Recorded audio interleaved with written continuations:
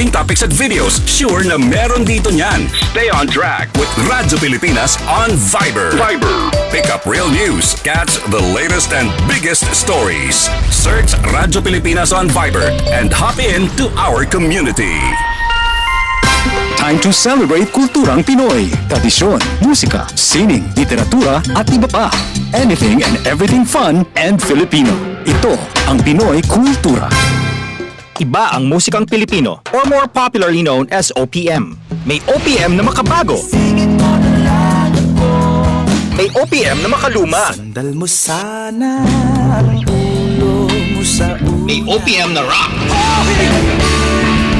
Pinoy ako! May OPM na rap. What you know last night, yo, it was the best. May OPM na mabagal. Agad magaganda ang mga Pinay.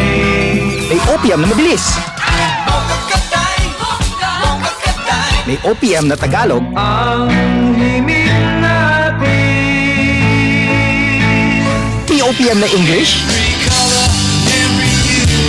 Bahagi ng ating kultura, noon, ngayon at magpakailanman. Anumang OPM ang hanap mo, isa lang ang masasabi ko.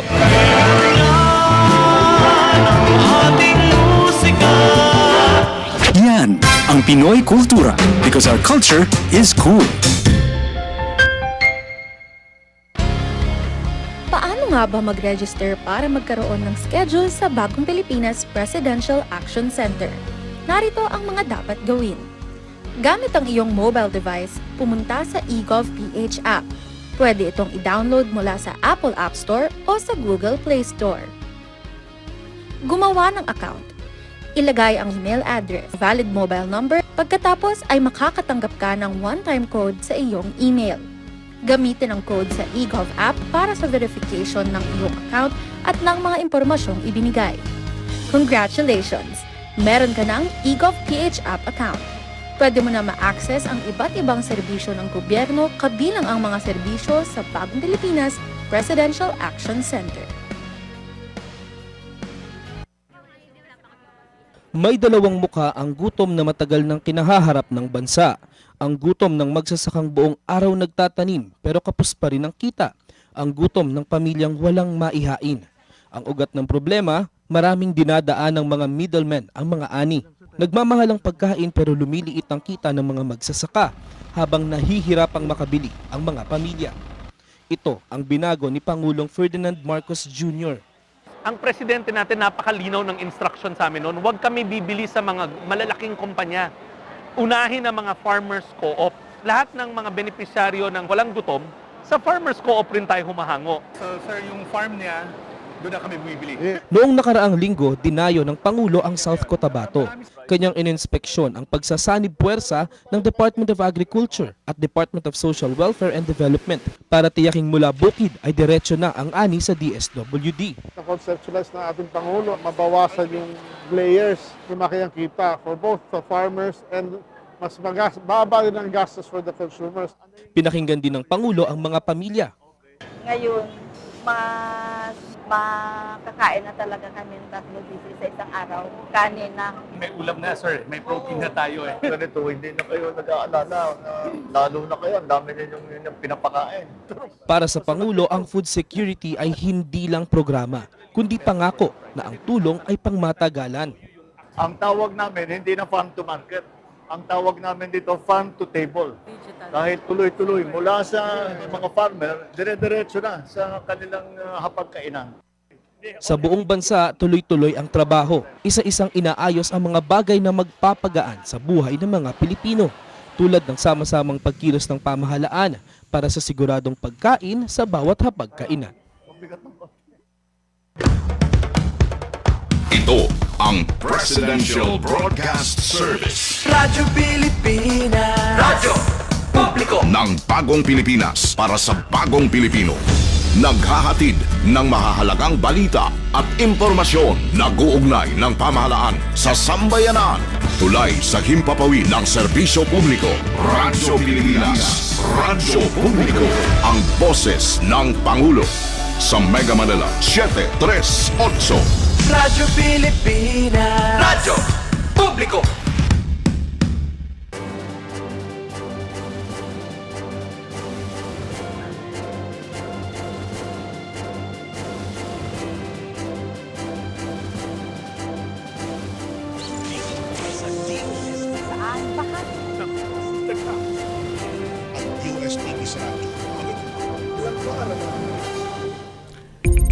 Magandang agam, Luzon, Visayas at Mindanao. Ako ang inyong kapatid sa Impapawid, Onin Miranda. Narito na ang programa maghatid ng mga balita at impormasyon tungkol sa siyensya, teknolohiya at inobasyon. Kokonekta sa bawat Pilipino saan mang sulok ng mundo. Dala ang mga programa at proyekto ng Department of Science and Technology at sa ngalan po ni DOST Secretary Dr. Renato U. Silidum Jr., ako si Napoleon Juanillo Jr. at ito ang Radyo Siyensya sa DOST Konektado Ka. Magandang agam po, Asek Nap. Magandang agham naman, Onin, at sa lahat ng ating mga kakonek. Kamusta na po kayo at mukhang napakarami nyo rin ginagawa, Asek. Oo nga, at kagagaling lang natin sa Regional Science and Technology Week sa Cebu. At naging, I should say, representative din tayo ni Secretary Solidum sa Pasok National Convention noong nakaraang, Wednesday. Yes. All right. So bago tayo magpatuloy, nais ko pong sabihin na maraming salamat po sa inyong patuloy na tiwala sa Department of Science and Technology. Agham niyo po ba na ayon sa pinakabagong Publicus Asia Survey, ngayong second quarter ng 2026, nasa rank 2 ang DOST sa may pinakamataas na approval at trust ratings among all national government agencies. Ang inyo pong tiwala, salamat po, ang nagsisilbing inspirasyon ng DOST para pagbutihin pa ang paghahatid ng makabagong solusyon, teknolohiya at serbisyong direkta sa inyong mga komunidad at para sa pinadaling buhay at mas maunlad na bukas. Patuloy po ang pag-arangkada ng agham at teknolohiya para po sa sinasabi nating agham na ramdam, Onin. Tama po, Asek. At talagang ramdam na ramdam talaga ang agham, lalo na dito sa ating programa, DOST. At para lahat tayo makakonek, oras na para pakinggan ang mga nanggaganapan sa DOST sa linggo ng daan na pinangunahan po ng ating SNT Authority ng bansa, DOST Secretary Renato U. Silidum Jr.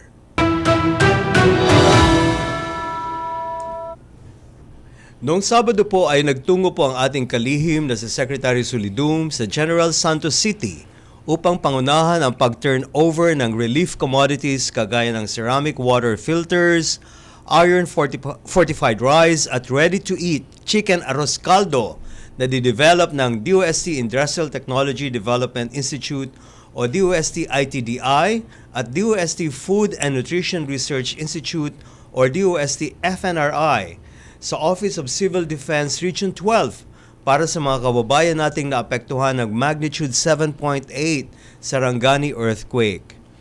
Nitong nagdaang linggo naman po ay pinangunahan ni Secretary Solidum ang selebrasyon ng Regional Science, Technology and Innovation Week sa Region 7 at Region 8.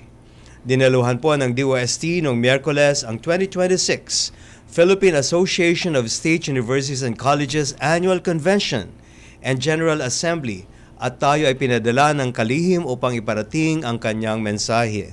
Ayan. Maraming salamat po, Asek Nap, at talagang yan po ang naging kabuuan ng activity po ni Secretary Solidum Jr. Pero nitong Sabado po ang kanyang pinangunahan ang pag-turnover ng relief commodities kagaya ng ceramic water filters, iron fortified rice at iba pa. Talagang pinagbuhusan po ito ng panahon at oras ni Secretary Solidum. Tama, Onin. And anyway, mga kaibigan, na aming pagbati naman sa Region 7 at 8 sa kanilang celebration ng Regional Science, Technology and Innovation Week. Samantalang narito na ang iba pang balita agam. Ito ang DOST Report.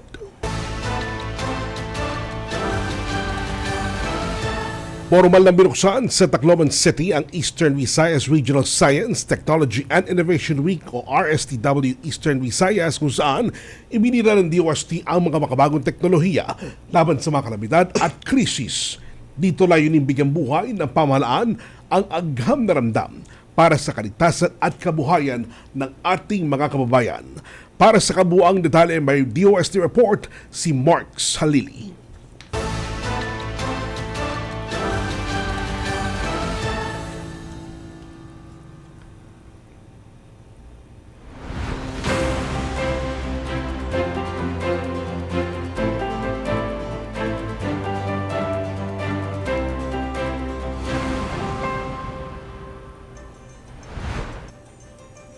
Sa pagbubukas ng Eastern Visayas Regional Science, Technology and Innovation Week sa Tacloban City, binida ng DOST ang mga technologies na makatutulong sa paghahanda sa mga natural hazards and crises, gaya na lamang ng MOCOV o Mobile Command and Control Vehicle. Bahagi rin ng programa ang pag-turnover ng MOCOV sa bayan ng Biliran at Katarman. If there is one definitive lesson we have learned as a nation, it is this: resilience is not built during a disaster. It is built through science, technology, and innovation, and the deliberate choices we make today.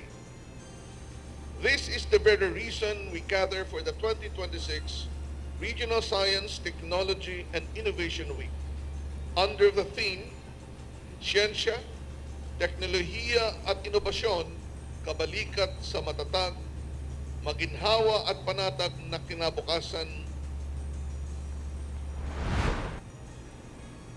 Kabilang sa mga teknolohiyang ibinida sa Eastern Visayas RSTW ay ang GeoRisk PH, isang online platform na makapagsasabi kung ligtas sa mga sakuna tulad ng lindol, baha at pagguho ng lupa ang isang lokasyon bago ito tayuan ng bahay o gusali. Ang Panahon app mula sa DOST Pag-asa na nagpapadala ng mabilis at real-time na babala at ulat ng lagay ng panahon base sa inyong kasalukuyang lokasyon. Isa pang ibinida ay ang Project Saray na gumagamit ng mga satellite, AI at smart sensors upang matulungan ng mga magsasaka na protektahan ng mga pananim at mapataas ang ani sa kabila ng nagbabagong klima. Innovation happens not just in laboratories or within the confines of research institutions. And real innovation does not live in isolation. It happens on the ground, woven into the everyday lives of our people. It is the fisherman using real-time weather forecasts and oceanographic data from Pag-asa to safely navigate the seas and return home to his family. It is the farmer utilizing climate information services from Pag-asa and Project Saray to know exactly when to plant and harvest despite erratic weather patterns. And it is the local government units utilizing various information like hazard maps, risk analytics, geospatial data to protect its citizens. And this is what we mean by Agham Naramdam. Science that reaches the grassroots, to every family, to every individual. Technology that creates opportunities, innovation that dignifies human life. Nilagdaan din ng mga kasunduan para sa STEM Education Enhancement Project at inilunsad ang Region 8 Climate Change Adaptation and Disaster Risk Reduction Strategy Roadmap at Saray Centro Eastern Visayas Implementation Plan 2026 to 2029. Dagdag pa rito, formal ding binuksan ang Advanced Manufacturing Center o ANSEN sa Eastern Visayas. Layon ng DOST sa pamamagitan ng Regional Science Celebrations na ibaba ang mga agham, teknolohiya at inobasyon upang mas mapakinabangan ito ng Pilipino. Ito ang mensahe ng DOST. Agham na wala sa mga pahina at classrooms. Teknolohiya at inobasyon para sa lahat at agham na ramdam ng bawat Pilipino. Ako si Mark Salili para sa DOST Report. One DOST for you. Oportunidad at solusyon para sa lahat.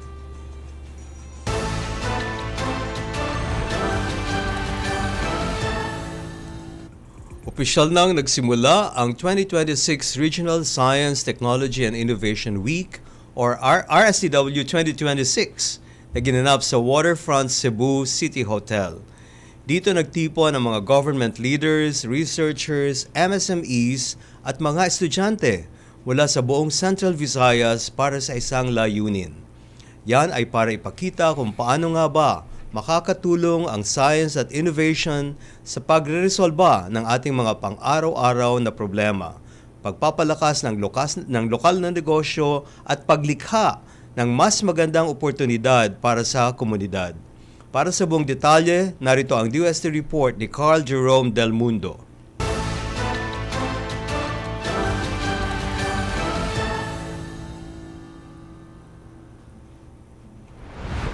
Formal nang binuksan ng Department of Science and Technology ang simula ng selebrasyon ng makaagham ng pag-unlad ng bansa ng pangunahan ng Central Visayas ang pagsushowcase ng iba't ibang mga teknolohiya at inobasyon dito sa Cebu City.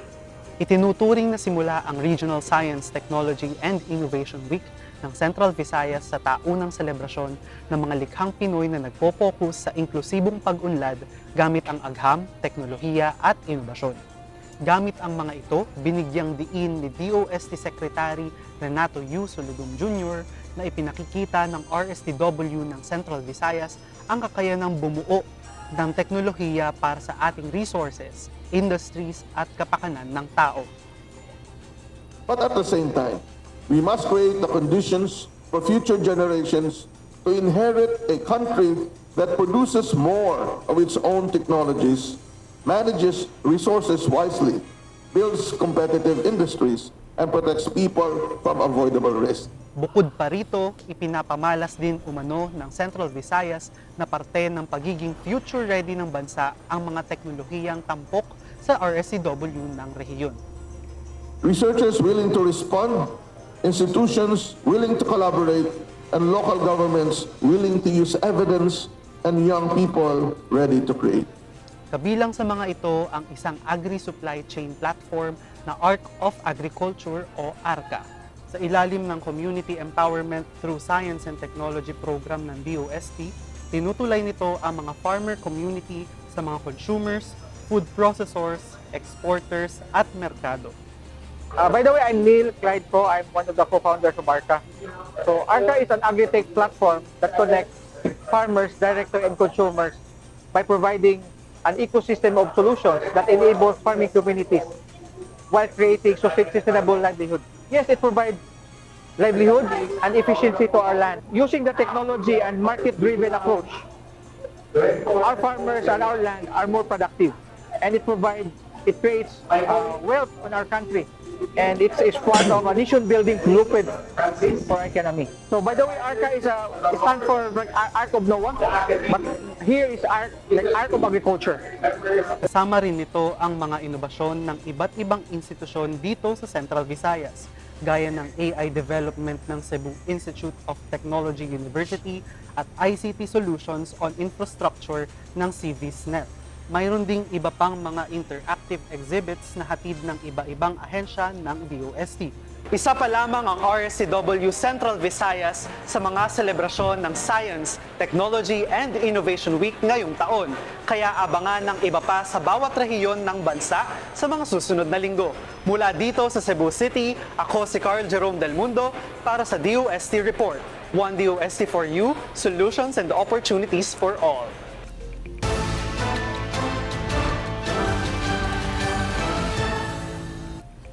Mga kakuneg, agham nyo ba na meron ng teknolohiya na ginagamit upang mas mapabilis ang pagpapalahi ng talong sa bansa? Tutok lang dahil yan po ang pag-uusapan natin ngayong araw. Magbabalagagad ang Radyo Siyensya. Sa DOST, konektado ka. Discover, learn, and grow. Alamin ang mga alok na serbisyo mula sa gobyerno. Radyo Siyensya. Dito sa Radyo Pilipinas. Mga kababayan, si Ding Dong po ito. Alam niyo bang mataas ang tsansang magkasunog pagkatapos ng malakas na lindol? Kaya naman pagligtas ng bumalik sa loob ng bahay o building, i-check agad ang mga kawad ng kuryente. Kung may nakitang sira, patayin ka agad ang main switch. At ang pinaka-importante, i-report ito sa otoridad. Huwag mo nang i-DIY yan, ha? Naku, baka mas malaking problema pa ang sumabog. Tandaan, i-check ang sira, patayin ang main switch, i-report sa otoridad. #panatag ang may alam.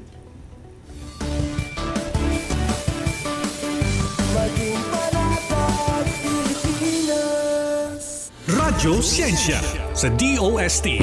Konektado ka dito sa Radyo Pilipinas. Nagbabalik po ang Radyo Siyensya. Ito na ang ating kwentong SNT.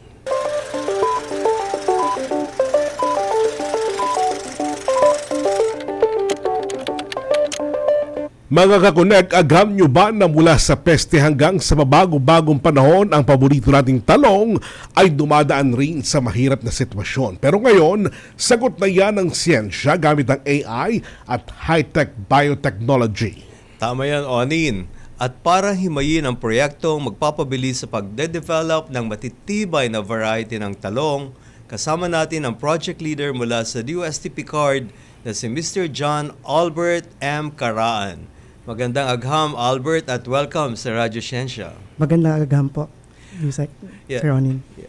Yes, Albert, interesado ako dito kasi agriculture din ako eh. Yes. Albert, para po sa dagdag kaalaman ng ating mga tagapakinig, ano po ba itong proyektong nating utilization of interdisciplinary strategies and plant breeding innovations for the development of eggplant, Solanum melongena, haploid and doubled haploid lines? Sa madalit sabi po, yung proyekto namin, gumagamit kami ng iba't ibang mga makabagong teknolohiya para mas mapabilis natin yung pagpapalahin ng talong sa bansa. So, karaniwan po kasi sobrang tagal po ng proseso para makapag-generate o makapag-produce ng bagong variety. So, kadalasan po, umaabot ng 8 taon hanggang 10 taon. 8 taon? Opo. Para sa isang variety ng talong? Para sa isang variety ng talong. And yung kalakihan po nung 8 hanggang 10 taon na yon, ginugugol po yan sa paggawa ng mga parents na talong na pinapaglahi natin. So, yun po yung medyo matagal. Kadalasan po, ginagawa yun, self-pollination. So, ibig sabihin po, pinapabuto lang natin yung talong every season para makapag-produce po tayo ng mga talong na tinatawag natin na pure. Kumbaga, sa mga hayop po, di ba, tayo po, kung may mga nakikinig po sa atin na nagpapalahi ng hayop, gusto po nila mga purebred na mga hayop, di ba? So, ganun din po tayo sa halaman. So, gusto natin purebred para po predictable din yung magiging itsura nung anak ng mga nung magiging mga buto ng ating mga talong. So yun po yung gusto ng mga magsasaka natin. So hindi pala kumbaga maaari yung crossbreed ng mga halaman. Partikular ng talong. Pwede po, pero sa talong po yung crossbreeding po iba yung term. Okay. So yung sa talong po, hybridization po. Okay. So, siguro po yung crossbreed, mas malapit po siya dun sa interspecific hybridization. Ibig sabihin, magkalayong lahi ang lahi natin ng mga talong. Pero yun po yung mas akma na termino sa mga halaman. Pero Sir Albert, bakit talong ang napili niyong gulay? Oo nga. Sa totoo lang po, nung nagsimula po ako bilang research associate, unang trabaho ko po ay sa research ng talong. So, Naintindihan natin. Then later on po, naging graduate student po ako under that project ng DOST Picard. So, dun din po sa talong yung inaral ko. So, and then eventually, naging scholar po ako ng DOST Picard through the Graduate Research Education and Assistance for Technology Program. And yung naging project ko din po ay related sa talong. So, essentially po, parang build up din to nung mga nakarang experiences ko bilang research associate. Sa plant breeding ka rin. Apo. Ayun. Bakit nga ba napakalaga ng talong sa kusina at ekonomiya ng mga Pilipino? Hindi na po tayo lalayo, no? So, madami po siguro sa ating mga tagapakinig, siguro once a week nakakain ng mga potaheng may talong, no? Alam paborito ng talong. Di ba? So, napaka-importante po nito sa dieta at saka sa mga masa kasi napaka-affordable po nito and lagyan mo lang ng konting rekado, ulam na siya, di ba? So, ito po yung isa sa mga pinaka-importanteng gulay sa Pilipinas.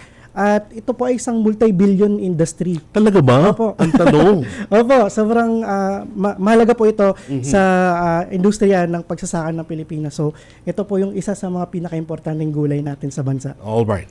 Okay. Sa traditional na paraan, gaano katagal at kahirap mag-develop ng isang bagong variety ng talong? Kagaya po ng nabanggit ko kanina, so umaabot po siya ng hanggang 10 taon, depende sa panahon. At saka sa kakayahan ng isang breeding institution. Kasi kung hindi po kaya ng isang breeding institution na pabuto ng ilang beses sa isang taon, talaga pong mag-extend yung pagpapalahi ng talong. So medyo matagal po siya. Pero sa pribadong sektor po, mas marami silang paraan na mapabilis yung pagpapalahi ng talong. So yun po, mas mapapabilis po siguro. Pero in terms of the public sector breeding program po sa talong, medyo dun po tayo nagsastruggle kasi hindi po tayo masyadong nakakasabay sa pagbabago ng panahon ngayon. By the way, sa UPIPB, maliban sa UPIPB, ano pa bang ibang mga SUCs na merong ganitong klaseng proyekto? Sa tingin ko po, marami pong iba't ibang SUCs na nagwo-work sa talong. Siguro, Pangasinan po, siguro meron din silang program Or dito. CLSU din? Opo, CLSU. Di ko lang po sigurado yung eksakto. Pero sigurado po din ako, meron din po yung mga Bureau of Plant Industry natin na mga research station sa iba't ibang bansa. Pero sa meron iba't ibang part ng bansa. Pero meron bang mga private company na gumagawa ng pag-aaral sa mga talong? Yes po. Actually, sa katunayan po, yung mga variety na meron tayo ngayon sa merkado, karamihan po nito ay dinevelop ng private sector. Ayun. Opo. Alright. Kaya pala talagang napakadaming pera na involved dito sa pag-aalaga ng talong. Ano-ano ba yung mga pangunahing peste at hamon ng climate change na sumisira sa pananim ng ating mga magsasaka ngayon? Marami pong biotic at saka abiotic factors. So, biotic factors, ito po yung mga peste, tsaka mga sakit. So, pangunahin na po sa mga peste yung eggplant fruit and shoot borer. So, ito po yung uod na nakita natin, paminsan-minsan nakakalusot sa mga binibili nating talong. In terms naman po sa mga abiotic o yung mga climactic na solidarin, no. Nandiyan po syempre yung drought kasi yung talong po mahilig po ito sa basa na lupa, no. So kailangan po medyo bantayan natin 'yon. So kailangan makapag-develop po tayo ng mga talong na kaya pong maka-withstand sa mga banta ng kalamidad tsaka po ng mga especially ngayon kasi El Nino. Oo, tama. Matanong ko lang, Albert, ang talong ba na may peste, like for example, may mga uod, pwede mo bang kainin yun? Pwede naman po. Kahit po yung peste ay protina naman. Tama. Pero, gusto malaman, yung bang ang mga peste na yun ay maaari ding makain o kainin? Pwede naman po kasi syempre may frost o yung may kumbaga umiipot na rin yung uod sa loob So yun po yung siguro hugasan natin. Tama. Tapos kung hindi talaga natin maiwasang makain yung uod, okay lang naman siguro kasi lulutuin po natin. Tama. Pero hindi po siya kaya-aya, di ba? Tama. Kung makikita natin. So, ayun po. Albert, ano itong double haploid technology or DH technology at paano ito napapababa sa isang taon lang ang dating o sorry. Ano to? Sa isang taon lang ang dating 8 na taon na proseso. Paglilinaw lang po, no, yung isang taon na po yun yung pag-develop nung pure na breeds nung talong. Pero yung 8 taon, yun po yung entire duration ng pagpapalahi. I see. So yung pag-develop po ng pure lines, instead po na sabihin natin 3 to 5 years, pwede po natin gawin siya within a year. Yun. So kung yung dati po, ang ginagawa natin, pinopollinate, pinapabuto po natin yung talong every season for siguro mga 6 to 8 generations, nakatumbas to ng 3 to 5 years. So, sa double haploid po, ang ginagawa po natin, kumukuha po tayo ng mga cells galing sa bulaklak ng talong. Yun po yung mga cells na tinatawag nating haploid. Okay. Tapos, pag kinulture po natin siya sa laboratorio, pwede po natin siyang ipotocopy. Alright. For the lack of better term, ipotocopy para madoble. Kaya po siya tinawag na doubled haploid. Para madoble yung genetic content niya po. So, sa madalit sabi, nasa-shortcut niya po yung ilang taon or generation ng pagpupurify ng lahi ng talong into a year compared po dun sa conventional na 3 to 5 years. Alright. Naku, napakabilis pala na kung tutusin yung taon na binibilang natin para makuha yung variety ng talong. Paano naman pumasok ang artificial intelligence sa laboratory nyo sa mamamagitan ng Sporesight app at paano tinutulungan ng mga AI ang mga researchers para makuha yung perpektong tiyempo sa pag-culture ng talong? Ayun po. So, nabanggit ko po kanina, yung ating kinukulture galing po dun sa bulaklak ng halaman. Pero hindi po lahat nung parte or hindi po lahat nung kahit anong bulaklak na lang pwede natin i-culture. No? Meron pong eksaktong tempo tayo na kailangang sundin para po maging successful yung pag-culture natin ng talong sa loob ng laboratorio. No? So, yung spore site po, ginamit namin siya para magkaroon kami ng batayan o para malaman namin ano ba yung eksaktong stage na pwedeng i-culture. Kasi kailangan po ng matinding pagsasanay kapag kunyari hindi ka po sanay sa cell biology ng talong, hindi mo mapipinpoint at one go kung kailan mo i-harvest yung specific flower para i-culture sa laboratorio. So, ito pong spore site, pinadali niya po kasi ang kailangan pong gawin ay itinrain na lang po namin yung AI. Nagawa po kami ng sarili naming model ng AI para po yung AI na po yung magsasabi dun sa researcher or technician kung angkop ba yung stage ng development ng flower para i-culture sa laboratorio. So, hindi na po kailangan ng palaging merong technical expert na nakatabi sa'yo bago mo i-culture yung talong po. Tama. All right. Yeah. Albert, kasama rin sa plano ang gene editing or CRISPR. Alam mo, gustong-gusto ko talaga tong CRISPR. Pati sa tao, okay to eh. Ano naman ang magiging papel nito sa hinaharap? Ayun po. Yung una ko pong mga na-discuss kanina ay in vitro. In vitro na pamamaraan para makapag-produce ng double haploid na talong. And hindi po lahat ng varieties or genotypes ng mga talong ay amenable ganun pala sa pag in vitro culture. I see. So hindi po sila pare-parehas. So ngayon po meron din pong component itong proyekto namin na gagamit kami ng CRISPR para po makapag-develop ng in vivo na paraan. Ibig sabihin genotype independent, kahit ano pong genotype pwede na po tayo makapag-produce ng haploid at saka double haploid na talong para in the future po magamit din natin siya for breeding applications. Alright. Gaano naman kahalaga yung pondong inibigay ng DOST Picard para maisakatuparan ng high-tech na proyektong ito? Siyempre po napaka-importante kasi yung realidad po ng mga SUCs talaga very scarce yung mga resources for institutional research projects. So for example, sa amin po, mga nasa 65,000 lang kada taon yung pondo sa proyekto. So, No way. Opo. Ang ganda-ganda ng proyekto. Pero, kapag po may external funding, for example, galing sa DOST, napakalaking halaga po ng 5 million to really allow us researchers to keep up with the innovations happening in the world. So, ito po, sa katunayan po, yung proyekto namin, meron din po kaming collaboration with a Spanish group. So, ayun po, hindi po namin magagawa ito kung walang mga pondo galing sa DOST. Tama. Alright. Talong din ba ang sinusulong ng Spanish partners nyo? Opo, sila po talaga yung expert dito sa field na ito. So, nung naghahanap po kasi ako ng mga literature dito sa Pilipinas kung sino na nakagawa nito, wala po kasing masyado pang gumagawa.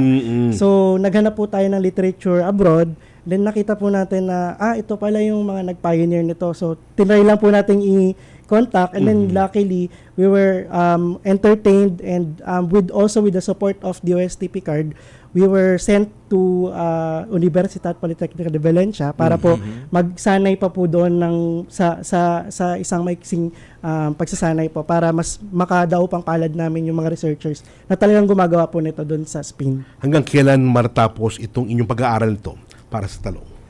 Ito pong proyekto namin hanggang October this year po. So hopefully po makapag-release po kami ng iba't ibang mga lines ng talong na pwedeng magamit sa breeding. And also we are also wrapping up po yung iba't ibang package of technologies na na-develop namin through this project. Yeah. So, yan si Albert, ang ating talong champion. Yan. Sabi natin, walang tatalo sa talong. Para sa ating pagtatapos kay Sir Albert, Sir, ano ang mensahe nyo sa mga kabataan na gustong maging modernong agri-scientist na tulad mo para sa bansa? Siguro mensahe ko, sigurado po ako, marami po mga kabataan kagaya ko na naghahangad na maging scientista. So, hindi po mawawala yung frustrations, tsaka syempre sa mga inefficiencies, no? Pero ang masasabi ko lang po para sa mga kabataan, so kagaya po ng mga famous na lines, no? Minsan kailangan mong gumapang para yung mga susunod sa iyo ay makapaglakad. Tama. 'Di ba? So ayun lang, continue doing your best whatever you are doing. So ngayon, para po syempre hindi naman matatapos yung mga bagay-bagay sa ngayon, but in the future, syempre you're building something better for those who will come next to you. Pero palagay ko, Albert, ang dapat na mensahe mo dyan ay ikaw mismo nagsabi, multi-billion peso industry. Yan na lang, follow the money. Diba? Kaya dyan na lang, pwede ka na, dyan na lang. Kasi alam mo, Onin, karamihan, pag tulad mga bright people, scientists like Albert, sabi na, wag ka mag-science, wala kang pera dyan. Tama. No, hindi yan totoo. Hindi yan totoo. Ang agriculture is one of the world's biggest money makers. Tama. At wala yan alam mo sa Amerika kung saan ako nag-aral at doon din ako nagturo, ay yun talaga ay walang tatalo. Tama. At again, lalo na sir sa panahon ngayon. Tama. Di po ba? Alright.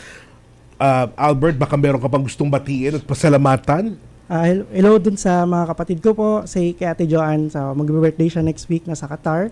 Yung kuya ko po, next week mag-birthday din, nasa Taiwan. Tapos mga labmates ko po sa IPB Genetics Laboratory, hello. Thank you, and kay Sir Val, kay Arizel, sa mga taga-computer science naman po na tumulong dun sa proyekto. Alright. Mabuhay ang mga agriculturists, mabuhay ang mga scientists.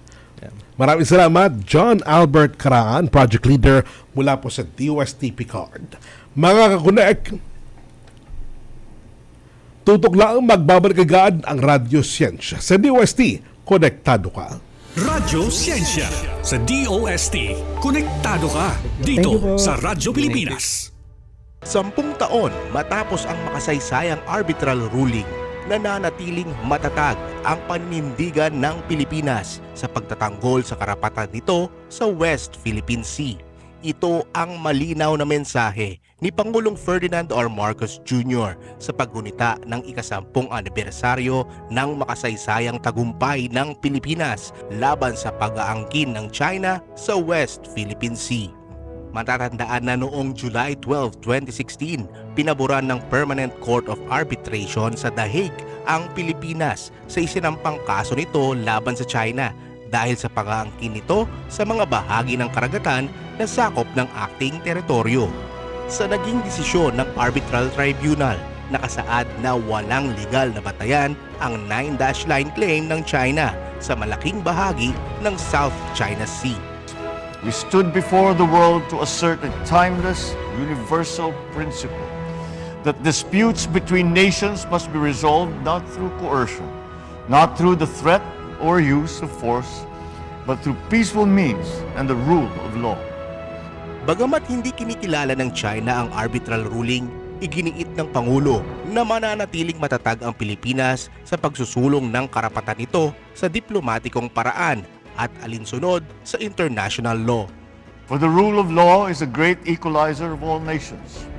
It ensures that right is not defined by might, that justice is never dictated by the relative size of a nation's territory, military, or economic power. At its heart, this award is about people. When we defend the rule of law, we are not merely defending lines on a map. We are defending the lives, the livelihoods, and the future of our peoples. Ang ika-10 anibersaryo ng 2016 Arbitral Award ay paalala sa bawat Pilipino na ang ating paninindigan sa West Philippine Sea ay hindi lamang usapin ng teritoryo. Ito rin ay paninindigan para sa kinabukasan ng sambayanang Pilipino. Para sa bagong Pilipinas, Wincy Kahilig, Radyo Pilipinas, Radyo Publiko. Tinig ng Bayan! Tinig ng Bayan! Sa direktiba ni Pangulong Ferdinand R. Marcos Jr., narito ang isang kwento ng pag-asa mula sa isang benepisyaryo ng serbisyo ng gobyerno. Ito po ma'am, ito pong solar power na nagawang proyekto po dito sa New Masba Multipurpose Cooperative. Malaking tulong po ito dahil sa noon, ang ginagamit, kuryente. Pero ngayon, hindi na po kuryente. Pero solar power generator, hindi na po nagbabayad ng kuryente. Kaya laking tulong po talaga sa mga magsasaka. Pamahalaan ninyo ay laging nandito at laging iniisip kung paano kayong tulungan, kung paano alalayan ang pang-araw-araw ninyo na buhay. Proyekto ng Pangulo, ramdam ng bawat Pilipino. Tinig ng Bayan, Tinig ng Bayan. Discover, learn, and grow. Alamin ang mga alok na serbisyo mula sa gobyerno. Radyo Siyensya, dito sa Radyo Pilipinas. Nagbabalik po ang Radyo Siyensya sa DOST Konektado Ka. Makakakonect isang dekada ng pagpapakita ng galing, sining at siyensya sa pamamagitan ng camera lens. Agham nyo ba na hindi lang sa laboratorio o sa mga makakapal na libro nakikitang agam? Pwede rin natin ito mapanood sa big screen at kapag pinagsama mong husay sa paggawa ng pelikula at ang lalim ng siyensya, diyan pumapasok ang nag-iisang science filmmaking competition sa bansa. Nako, napaka-interesante nito. Yes, sir. Yes, Onin. At dahil ngayong hapon, excited din tayong busisiin ang pagbabalik ng isang milestone event na tiyak aabangan ng ating mga filmmakers, science enthusiasts at ng buong bansa. Kaya naman makakasama natin para magbahagi ng mga detalye tungkol sa 10th edition nito, ang Science Research Specialist 2 at ang masipag na project leader ng 10th Indie Siyensya. Galing Indie Siyensya. Na si Miss Jasmine Colleen Entia. Magandang agham, Jasmine. Magandang agham po, Sir Onin and ASEC. Thank you so much po sa pag-feature ng Indie Siyensya dito sa ating Radyo Siyensya. Sana naman, baka naman hindi siyensya. Indie, I-N-D-I-E po. Yeah. Independent, as in independent film. Jasmine, para sa dagdag kaalaman ng ating mga tagapakinig at sa madaling salita, ano ba talaga ang ibig sabihin ng Indie Siyensya? Yan. So, nabanggit ni ASEC no, na indie ay galing sa independent. Mhm. So, ang proyektong ito ay Indie Siyensya dahil mas gusto natin na mas maraming makasali sa isang science film competition na ito. So, itong Indie Siyensya ay organized by the Department of Science and Technology, Science Education Institute, at ito ay isang science filmmaking competition. So, gusto natin na mas maraming ma-involve no, sa pag-communicate ng science, kung paano nila nakikita, na-experience, or paano nag-engage yung ating mga community sa science. Gusto natin makapakita yon no, through films. Ayun, isang dekada ng Indie Siyensya. Ano yung top 1 proudest moment nyo so far? Yes, so far, ang pinaka-proudest moment namin ay kapartner po namin ng Film Development Council of the Philippines sa pagsagawa nitong Indie Siyensya. For the past 3 years or 4 years po ay kasama namin sila. No? Proudest moment ito para sa amin dahil gusto natin mas lumawak yung reach ng mga science films natin dahil mas maraming matututunan ang mga communities no, sa panonood lamang ng mga films. So we are very thankful sa aming partner na FDCP at sa patuloy nilang pagsuporta dito po sa ating programa. Ayun. Okay. Bakit ito ang isa sa naging paraan natin at bakit nga ba mas madaling makipag-encourage ng audience ang pelikula kumpara sa textbook or scientific paper o ano pa man ng mga instrumentalities? Ano sa palagay mo, Jasmine? Hiramin ko po yung paliwanag ng aming isang board of judges dito sa Indie Siyensya. Galing po ito sa narrative paradigm theory ni Walter Fisher, no? Na ang mga tao po ay natural storytellers. So mas madaling makarelate, maintindihan, maging bahagi ng isang siguro science knowledge kapag ito ay naging kwento.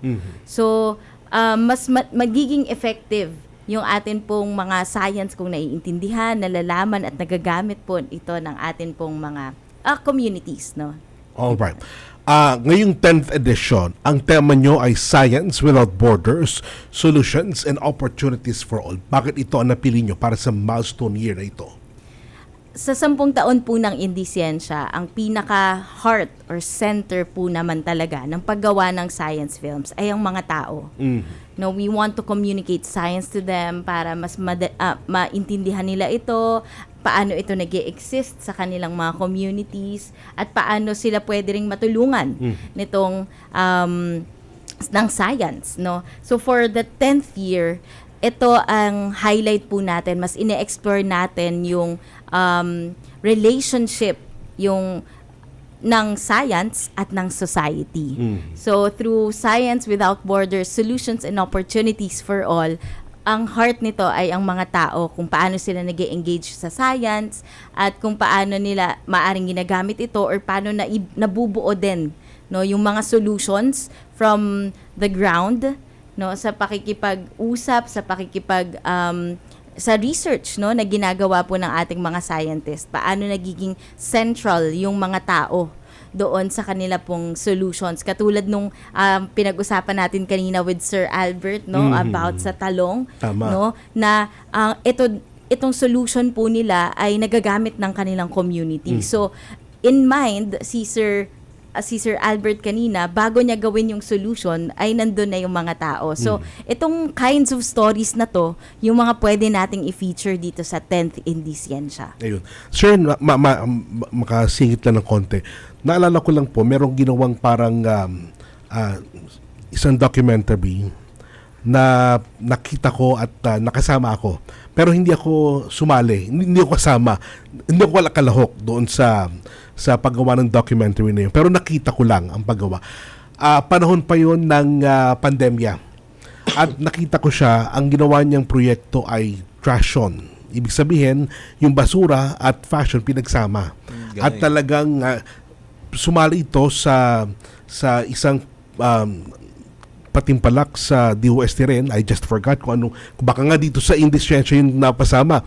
Pero ang nakasama naman siya sa kabuuan ng mga finalist na ginagawa. Pero sabihin, sir, talagang makikita mo ang siyensya na araw-araw lang pa na nandyan. Yes. Kumbaga, paggising mo sa umaga, may siyensya na. Kaya, imposibleng walang nalalaman at mahirap ang siyensya sapagkat andyan na siya lagi-lagi sa ating buhay. Tama po yun. Okay, great. Jasmine, pag-usapan natin siyempre ang pinakamahalagang item, ang premyo. Tama po. Diba? Opo. Ano po ba ang pwedeng mapanalunan ng mga kalahok rito? Totoo ba na may 200 million? Ay, sorry. 200,000 para sa best film? Yes, totoo po yan. Ang best film natin, dahil meron po tayong 2 category. Meron tayong youth category para sa mga 18 years old and below and open category para sa 19 years old and above. Each of the category best film winners will win 200,000 pesos. Yan. So, and yung mga first place and then second place po, sa first place po natin ay magkakaroon naman ng 150,000 pesos and 100,000 naman dun sa third. Pero curious ako, paano yung mga kagamitan nila? Bahala na ba sila doon? Opo, yung kanila pong equipment na ginagamit sa filmmaking ay sila din po ang naghahanap, sila na din po yung bahala doon. And minsan, ang gamit nila ay phones, pero yung quality pa rin po ng mga films na ito ay Can they talagang also maganda. use AI? Can they also use AI? Sa edition po na ito, nagkaroon tayo ng guidelines sa paggamit po ng AI. So, para po dun sa kabuang impormasyon sa paggamit ng AI ay pwede po nilang makita sa ating Facebook page ng DOST-SCI Indisiyensya. Oo, kasi karamihan na rin ngayon kahit sa Hollywood, you know. It's Tama. both real actors and AI, etc., etc. Opo. Pero hindi pa nalilihis doon sa mensahe nila. Tama po.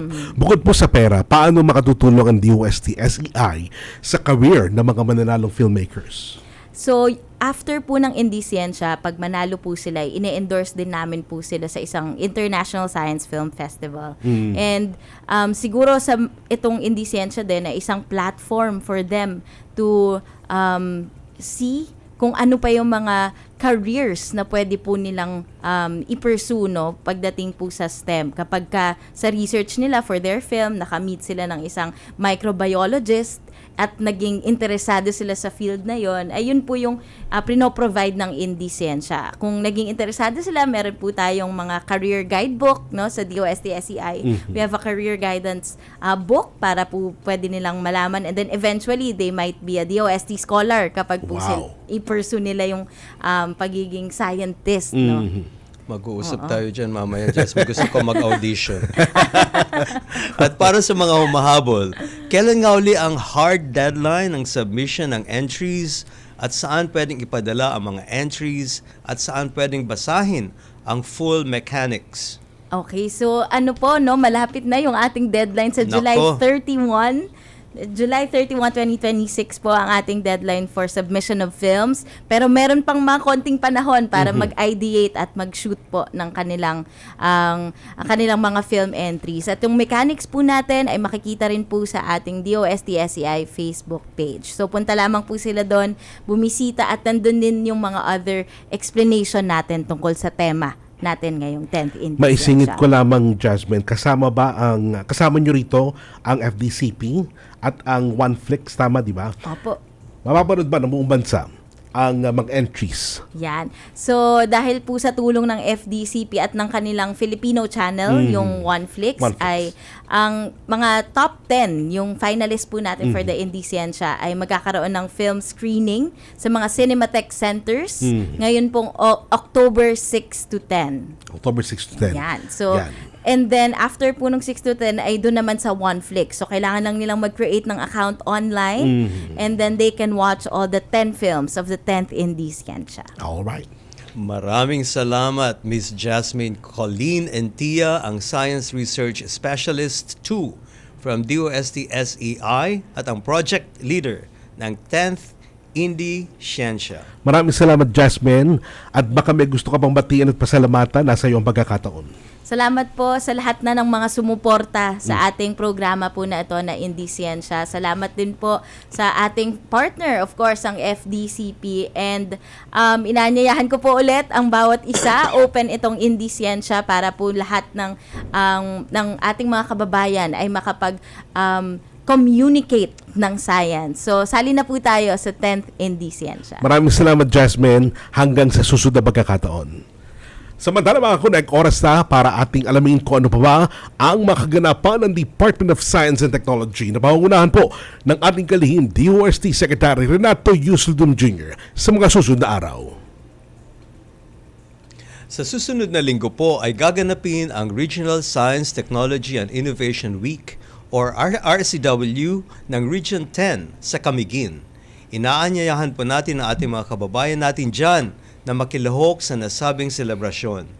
Kaya naman, para sa karagdagang kaalaman, bisitahin lamang ang Facebook page ng DOST Region 10 at DOST Philippines.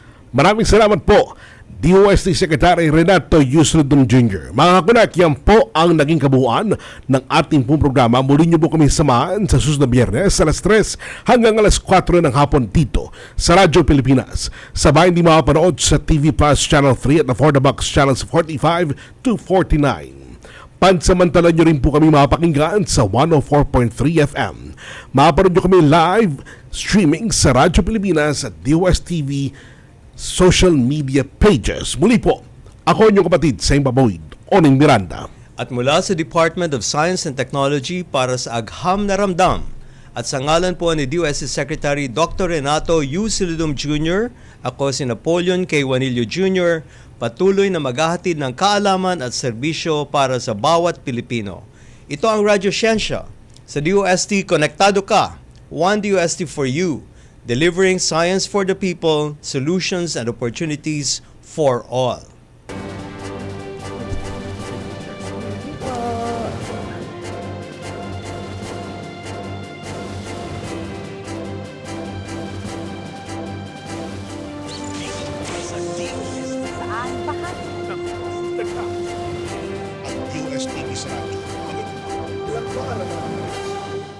We know you're always on the go. Pero ang mahuli sa balita is always a big no-no. Kaya Radyo Pilipinas is here to keep you updated.